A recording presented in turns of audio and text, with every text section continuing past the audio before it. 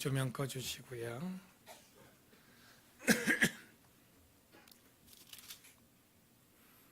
기도하겠습니다.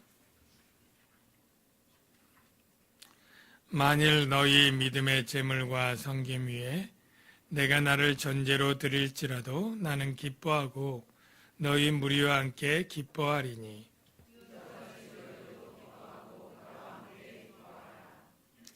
내가 디모데를 속히 너희에게 보내기를 주 안에서 바람은 너희의 사정을 알므로 안위를 받으려 함이니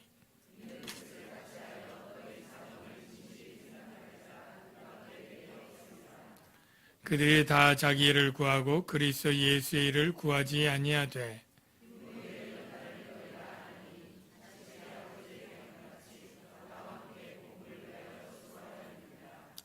그러므로 내가 내일이 어떻게 될지를 보아서 곧 이 사람을 보내기를 바라고 나도 속히 갈 것을 주 안에서 확신하노라.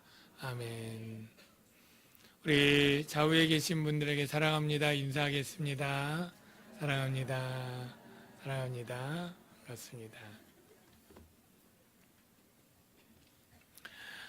오늘 추수감사 주일인데요.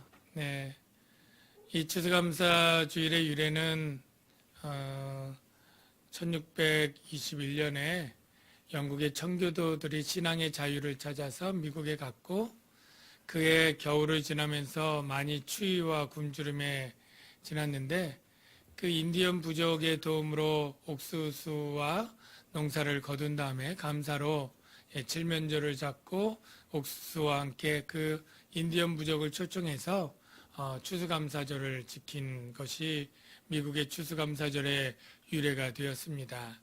그래서 초대 대통령인 조지 워싱턴이 국경일로 정했고요. 3대 제퍼슨 때는 다시 폐지됐고요.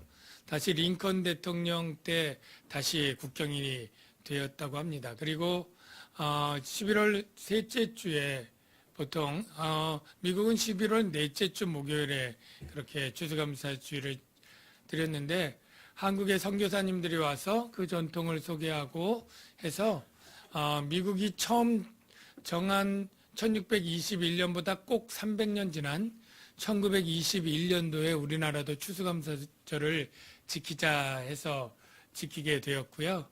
그래서 11월 셋째 주로 정해서 하게 되었습니다. 그런데 아까 얘기한 대로 저희는 좀 앞당겨서 10월 셋째 주에 드리게 됐다 이 말씀 드리고요. 이 미국이나 각 나라에도 이런 추수감사 절기가 있는데 가장 좀 성경적으로 보면 구약 시대에 수장절이 있습니다. 수장절 있는데요. 이제 또는 장막절 이렇게 되는데 그때는 모든 이제 봄에 있는 보리와 밀추수 끝나고 가을에는 여러 가지 열매들과 다른 모든 곡식 추수가 제일 풍성한 추수가 끝나면 그것들을 저장하고 이제 또 7일 동안 잔치를 했고요.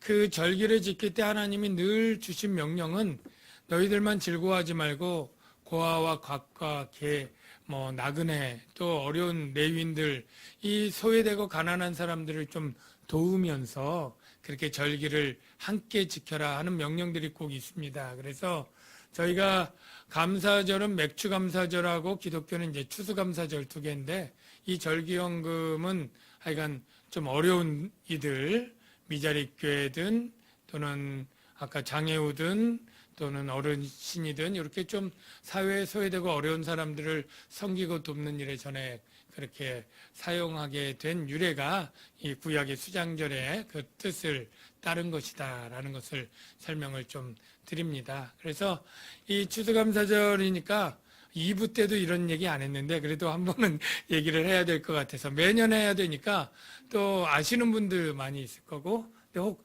모르시는 분들 위해서 간단하게 좀 소개를 드렸습니다. 그리고 빌립보서 강의를 계속 좀 이어나가도록 하겠습니다.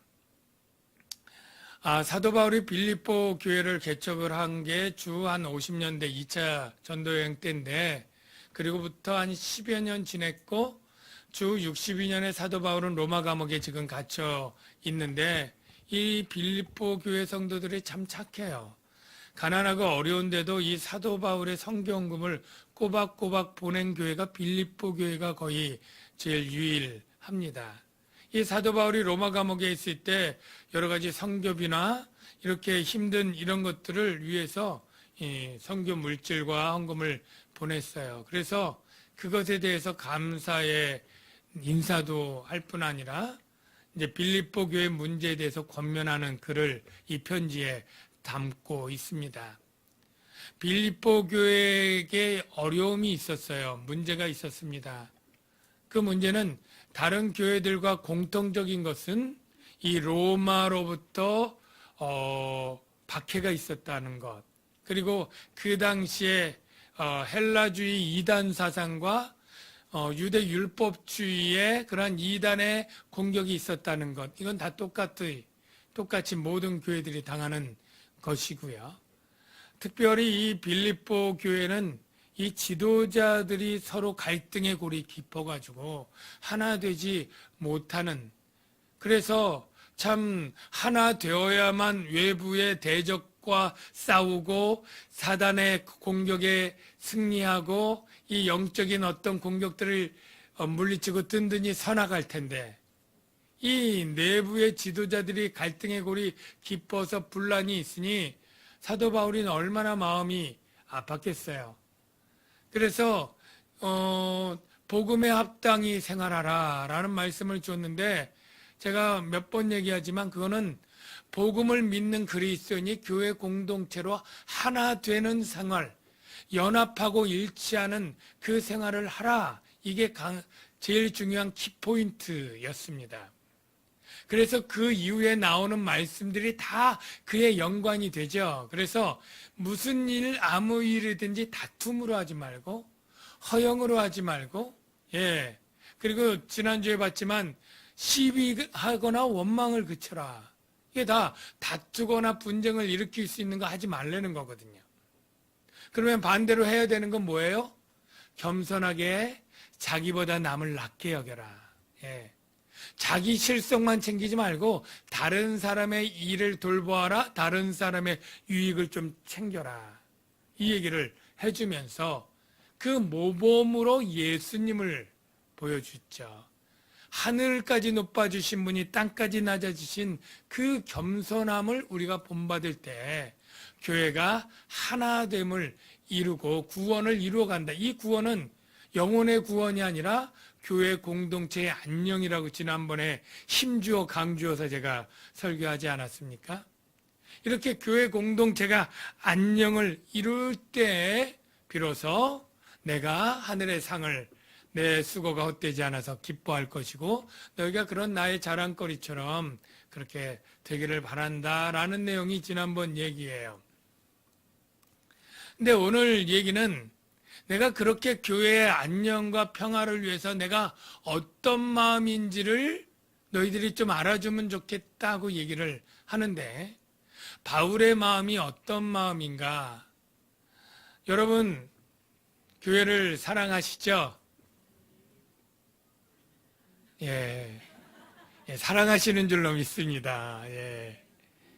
그래서 여러분 교회를 사랑하면, 우리가 사랑하는 사람에게 대하는 특징은 뭘 줘도 아깝지 않고, 정말 내가 때로는 희생하고 섬겨도 그냥 밥도 사주고 싶고 선물도 해주고 싶고 원하는 대로 해주고 싶고, 이런 마음이 사랑하는 사람에 대한 자연스러운 반응이잖아요.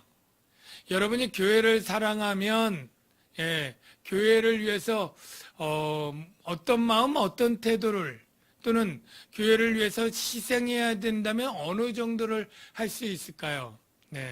굉장히 무거운 질문이죠. 오늘 사도 바울이 뭐라고 얘기하냐면, 만일 너희 믿음의 재물과 섬김 위에 내가 나를 전제로 드릴지라도 나는 기뻐하고 너희 무리와 함께 기뻐하리니. 먼저 조금 해석부터 하고요.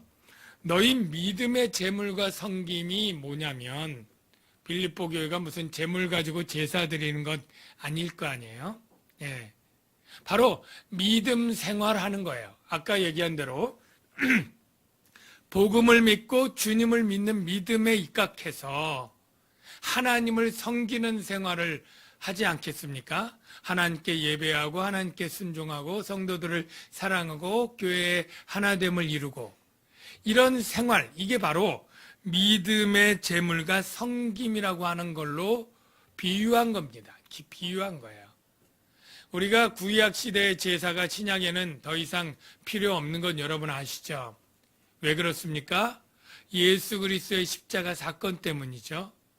예수 그리스도의 십자가 사건은 그 사건이 전 역사에 모든 우주적인 모든 지역에 믿는 자들의 모든 죄를 단 한 번으로 영원토록 그리고 완전하게 속죄를 이루는 제사였다는 것 여러분 다 대부분 아실 겁니다.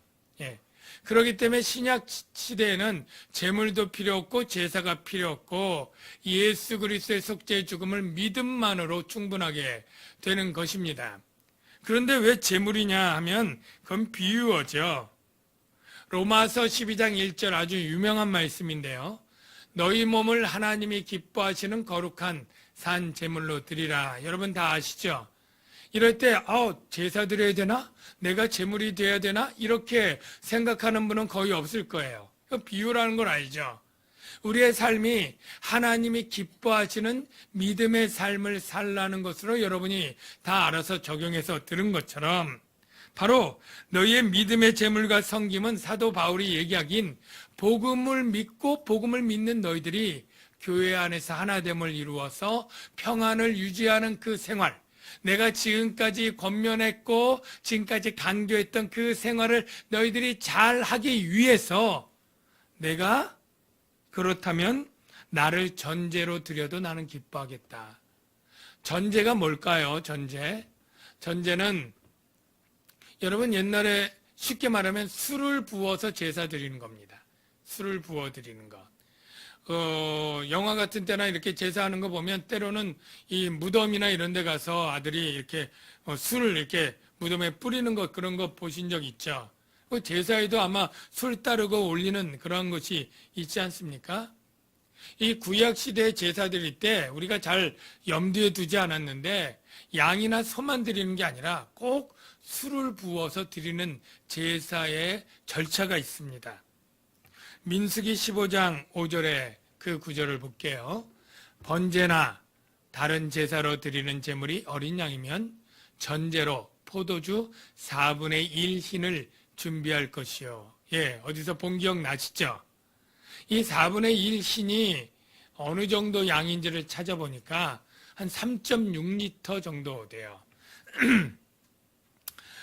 여러분 우유 중에 큰 플라스틱 통으로 든 게 한 1.8리터 되잖아요. 그러니까 그거 2통이에요. 포도주는 한 병에 몇 리터인가요? 잘 모르시죠, 여러분도? 하여간 1리터는 안 될 것 같아요. 그러니까 그런 거 한 4병 이상 붓는 그러한 제물에 그렇게 부어드리는 제사가 전제예요. 그러니까 사도 바울은 지금 자신을 전제로 드린다? 이 비유가 뭐예요?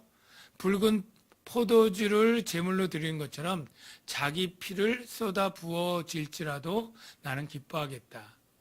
다시 말하면 내가 순교의 피를 흘려 죽을지라도 빌립보 교회가 안정되고 평안하고 화목되고 성숙하되 하는 일에 내가 필요하다면 난 기꺼이 죽음도 기뻐하겠다. 그런 의미가 되는 것입니다. 이 말씀을 이렇게 대하니까 과연 나는 어떤가? 뭐 이런 생각이 들어요. 여러분도 여러분 개인적으로도 적용이 될 수 있을 텐데 여러분은 교회를 사랑하고 또 교회가 잘 되고 또 은혜 가운데 하나 되고 이런 일을 위해서 여러분은 무엇을 흘려드릴 수 있을 것 같습니까? 우리가 열심히 수고하고 봉사해서 땀을 흘릴 수는 있을 것 같다고 생각을 해요. 여러분이 열심히 일해본 돈에 이 금 같은 돈에 11조 드리는 거 쉽지 않죠. 여러분들이 대부분 잘 힘써해 주시는데요. 그거 드리는 것 어렵지만 할 수 있을 것 같아요. 그리고 우리의 재능 기부라는 것처럼 내 은사 이런 것들을 주를 위해 쓰는 것도 가능할 것 같긴 해요. 그런데 여러분의 피를 흘려 죽음을 할 수 있을까요? 정말 사도 바울의 이 고백을 보면 참 너무 위대하고 이 진실하게 이렇게 고백할 수 있는 것이 너무나 대단하지 않습니까? 제 자신에게 물어봤어요. 성도들을 위해서 죽을 수 있는가? 암만 오랫동안 생각해도 예스가 안 나오더라고요. 그냥 설교 앞서 있으니까 좀 멋있게 예스라고 하면 좋을 텐데 그건 내 스스로를 속이는 거니까 성도들도 살고 나도 살면 좋겠다. 이런 생각이 제일 좋고요. 그러면서도 자신 있는 것은 나 살겠다고 성도들을 죽이는 일은 없겠다. 그런 생각 정도인데요. 여러분이 들으면 조금 불쾌할 수도 있고 할 텐데 이 목사가 성도들을 도구로 생각하고 이용하는 마음을 품으면 그런 일이 일어날 수 있는 것이죠. 저는 제 자신을 봐도 너무나 잘 알지만 목회가 하나님을 위하고 성도를 위한 일이 되어야 되는 것이 분명한데 목사 개인의 욕망을 이루기 위한 도구로 바뀌는 것은 순식간입니다. 그 경계가 그렇게 높은 담이 쳐 있지 않다는 것을 제가 너무나 잘 압니다.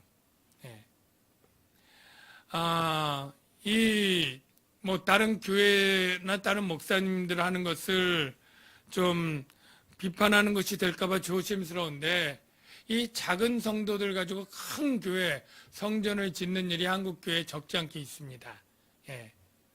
성도 100명, 150명인데 50억, 100억 막 이렇게 성전을 짓는 교회들이 있고 그 중에 잘된 교회도 있지만 적지 않은 교회는 그 빚감당 때문에 힘들다가 그냥 경매로 넘어가고 이런 안타까운 일들이 적지 않게 있어요.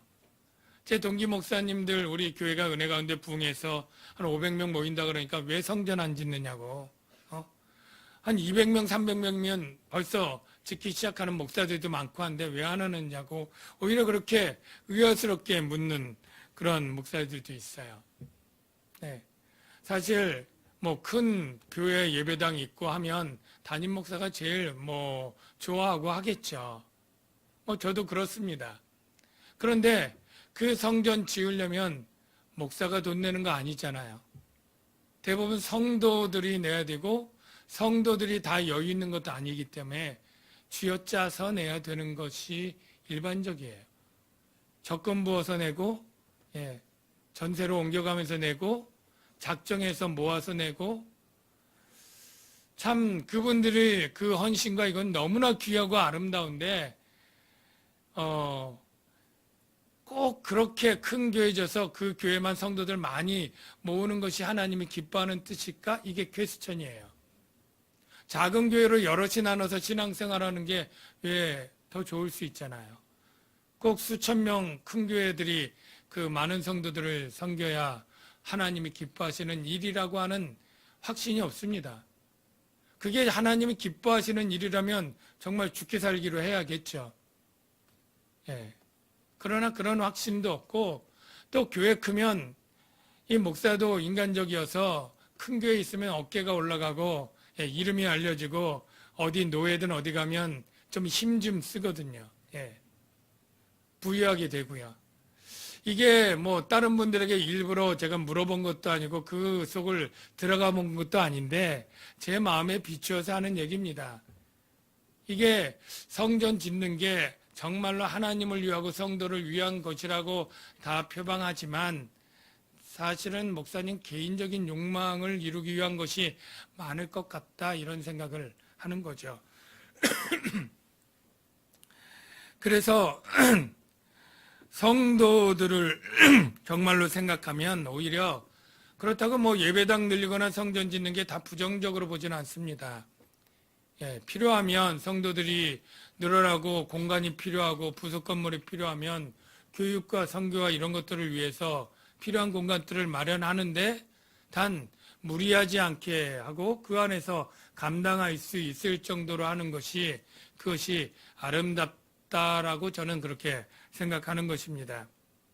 그래서 참 성도들이 교회를 위해서 피 흘려 순교의 각오를 밝히는 이런 바울처럼은 못해도 정말로 성도들을 정말로 어떻게 보면 좀 짜내고 또 힘들게 하고 이렇게 해서라도 어떤 것을 추구하는 것은 저 개인적으로는 참 주님의 기쁜 뜻이 아닐 것 같다, 이런 생각을 하는 것이죠.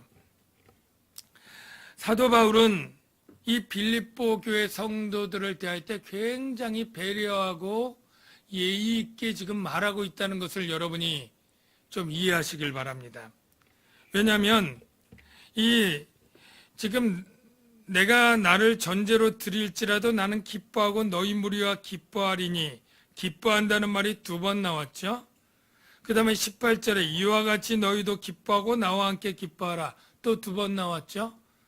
이 사도 바울은 지금 빌립보 교회 성도들이 굉장히 기뻐하라고 지금 말하고 있는 걸 뒤집어 보면 빌립보 교회가 지금 기뻐하지 못하고 근심과 걱정에 염려에 있겠다라는 걸 추측할 수 있지 않습니까? 왜? 자기를 개척한 담임 목사가 지금 감옥에 갇혀서 로마의 재판을 앞두고 있는데 잘못하면 사형당할지도 모르는 그런 상황이잖아요. 그러니까 우리 바울 목사님이 사형당하면 어떻게, 이런 근심 걱정에 있고, 그러면 복음의 진보가 끊어지는 것이 아닌가, 1장에 나온 것처럼 이렇게 하나님의 사역이 위축되는 것 아닌가, 염려도 되고 낙심도 되고 뭐 이렇게 할 때 사도 바울이 이렇게 말하는 거예요. 아니야, 난 죽는 것이 바로 나는 기쁜 일이야. 그리고 너희를 위해서는 난 기꺼이 죽을 수도 있어. 그러니까 내가 죽는다고 염려, 근심, 낙심하지 말고 오히려 기뻐하라. 그 성도들의 마음이 너무나 낙심과 우울과 슬픔에 빠지지 않도록 4번이나 기뻐하라고 지금 얘기를 하고 있는 것입니다. 참 이 사도 바울이 굉장히 강력하고 하여간 일에는 정말로 카리스마 있는 사람인 것 같지만 성도들의 마음을 다치지 않게 배려하는 것이 굉장히 이 안에 살펴보니까 담겨 있다라는 거예요. 뿐만 아니라 너희 무리와 함께 기뻐한다라고 할 때 무리와 함께는 사도 바울은 빌립보 교회가 지금 무리가 나누어져 있고 깨어져 있는 상황이잖아요. 그러니까 은근히 너희 무리가 함께 기뻐하라고 공동체를 이렇게 단어를 사용하면서 그들이 다시 자연스럽게 하나 될 것을 은근히 압력을 넣고 있는 표현이기도 하고요.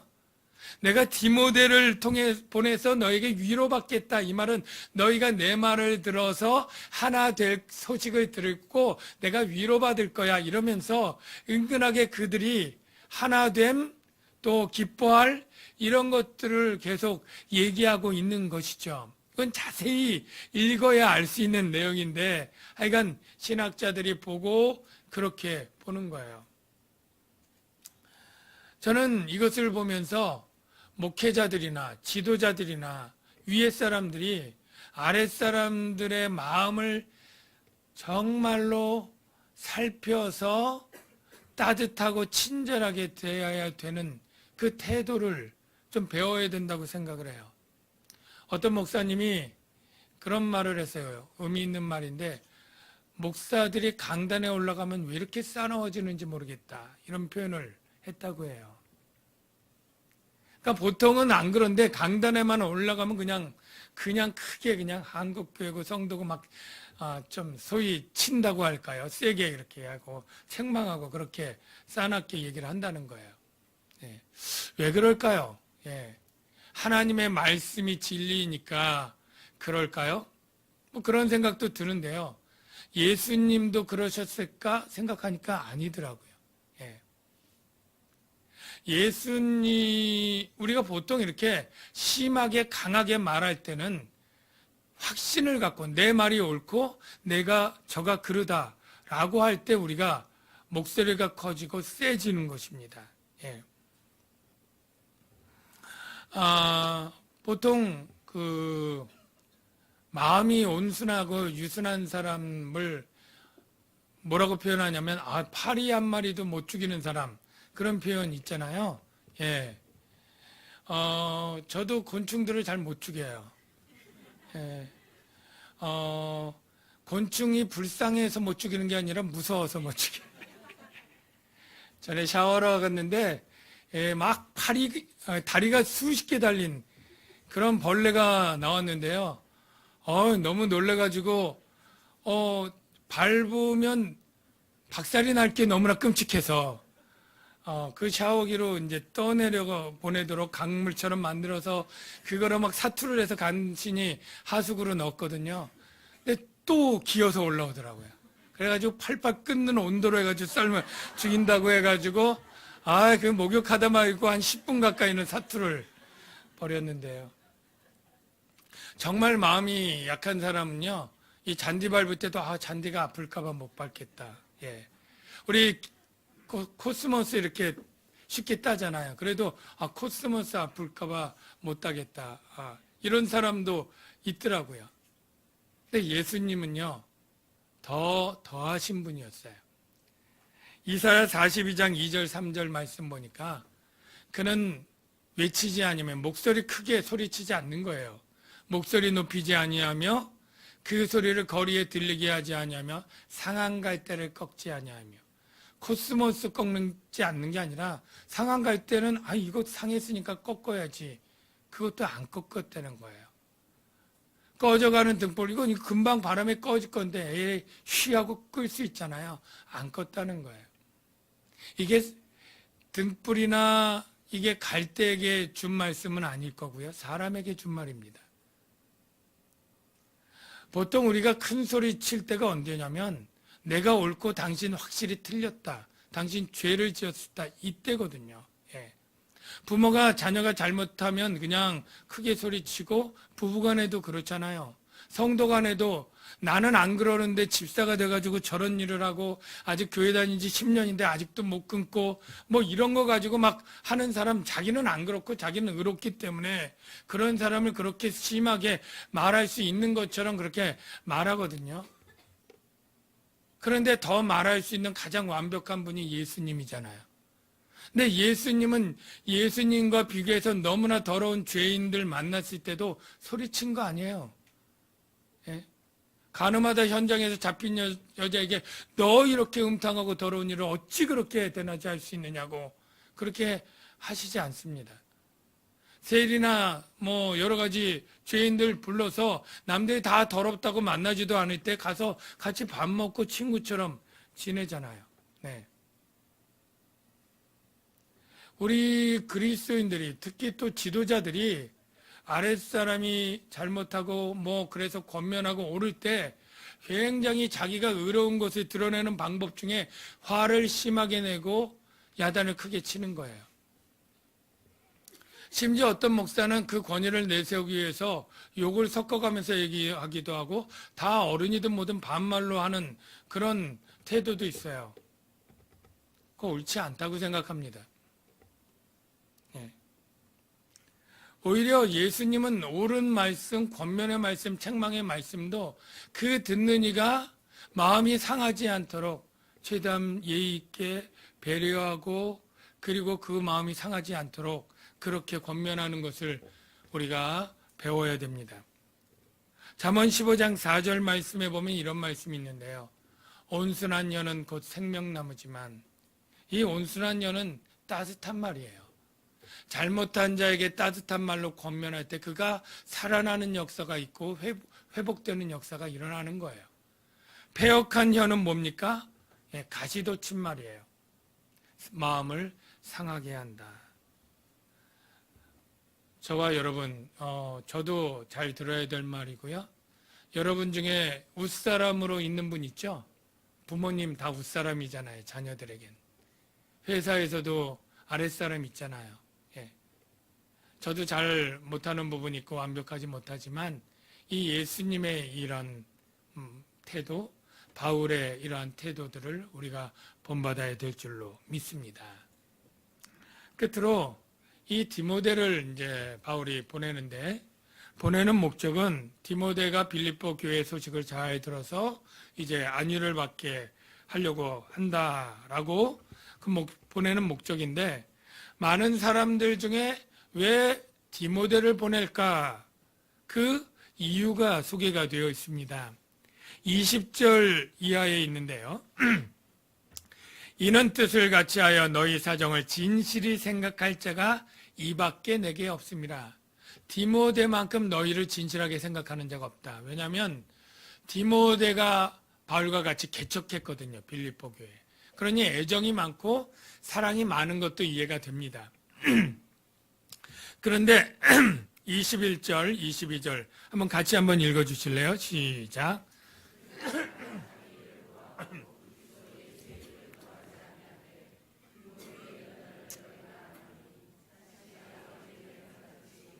함께 복음을 위하여 수고하였느니라. 디모데는 참 바울이 볼 때 아들이 아버지에게 하듯 수고해서 참 그 신앙의 연단을 성공적으로 겪은 제자다라고 칭찬을 하는 거예요. 디모데가 사도행전을 통해서 알 수 있는데 이제 루스드라라고 하는 이 터키 지역에서 태어났고 그의 어머니, 외할머니가 다 믿는 유대 신앙인이에요. 어려서부터 여호와를 경외하는 신앙을 가졌는데 사도 바울이 1차 전도 여행할 때 한 45년, 46년 그때 바울을 만나서 기독교인이 되고 세례를 받습니다. 그때 나이가 추측이에요. 정확히 모르는데 한 18살 정도 되었다고 봐요. 그리고 2차 전도여행 마치고 사도 바울이 이제 2차 전도여행 때 주 51년, 52년 그러니까 디모데가 한 23살쯤 될 때 다시 만납니다. 그리고 나서 그때는 디모데를 자기의 제자로 삼고 전도 여행을 같이 가자고 제안할 때 디모데가 자기 학업하던 것이 있고 친구들이 있고 일하는 게 있고 꿈이 있고 모든 걸 다 포기하고 사도 바울을 따라 나섭니다. 그래서 2차 전도여행 빌립보, 데살로니가, 고린도, 아덴 이거 다닐 때 이 디모데가 같이 다니고요. 그 같이 다니는 여행부터 해서 3차 예루살렘에 갈 때까지 동행했고 바울이 지금 로마 감옥에 있을 때 같이 있고 2차 감옥에 있을 때는 에베소 교회 목회했고요. 그 전에도 디모데를 여러 번 그 먼 여행을 오라 가라 이렇게 한 적이 많아요. 데살로니가로 보냈다, 어디로 보냈다 이런 내용들이 성경에 있는데 이 디모데가 그게 굉장히 힘든 여행들이고 많은 일들을 다 순종한 거예요.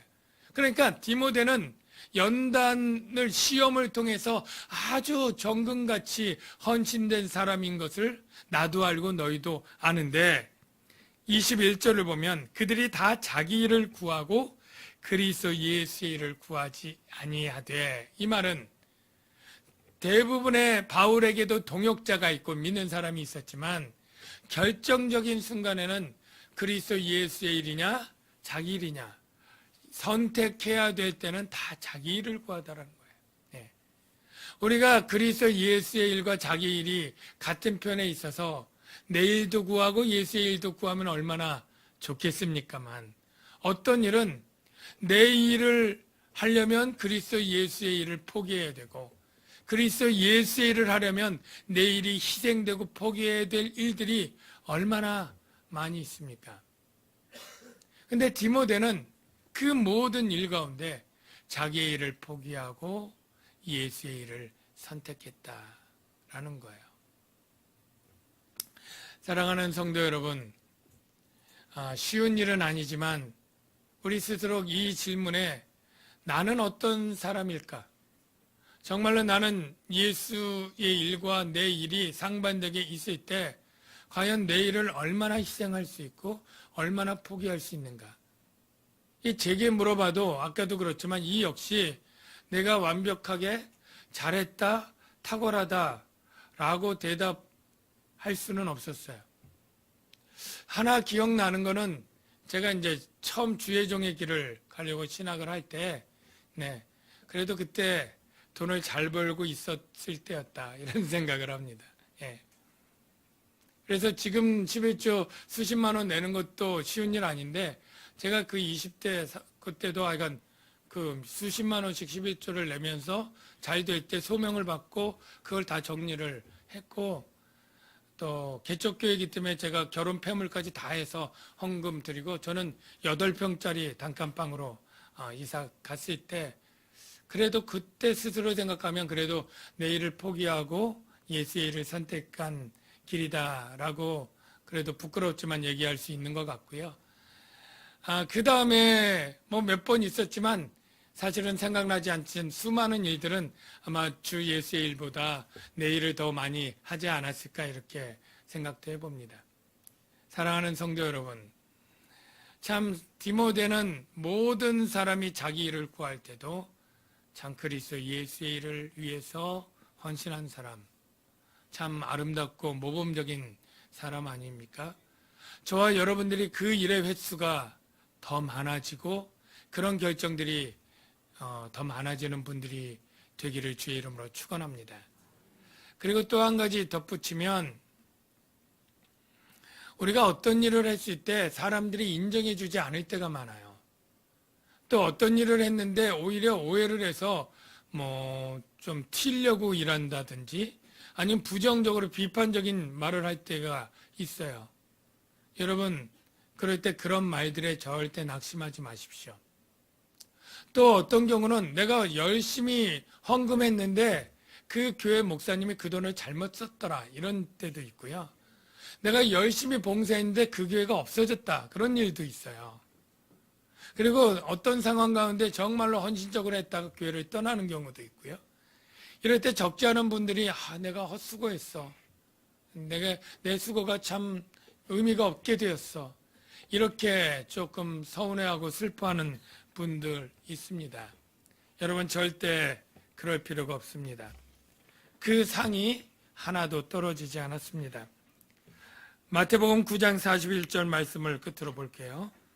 누구든지 너희가 그리스도께 속한 자라 하여 물 한 그릇이라도 주면 내가 진실로 너희에게 이르노니 그가 결코 땅을 잃지 않으리라. 여러분이 교회를 위해서 동전 100원짜리 하나 드린 것도 우리는 잊어버리지만 하나님은 계수하고 상으로 갚아주는 거고요. 여러분의 달란트, 마음, 시간, 체력 뭐든지 주를 위해 드린 것 하나님이 다 상으로 갚아주신다고 하니 우리가 이 세상에서 비록 남지 않고 인정받지 못하고 기억되지 못하고 오해받는다 할지라도 우리의 소망 하늘의 칭찬과 상을 두고 있다면 그 소망으로 여러분 믿음 생활 굳건히 힘있게 잘하는 분들 되시길 주의 이름으로 축원합니다. 이 시간에 우리 같이 찬양을 하나 부르고 싶은데요. 그 찬양은 바로 주님이 우리의 상한 마음을 보시고 아시고 우리의 눈물을 계수하시고 돌보신다라는 것이죠.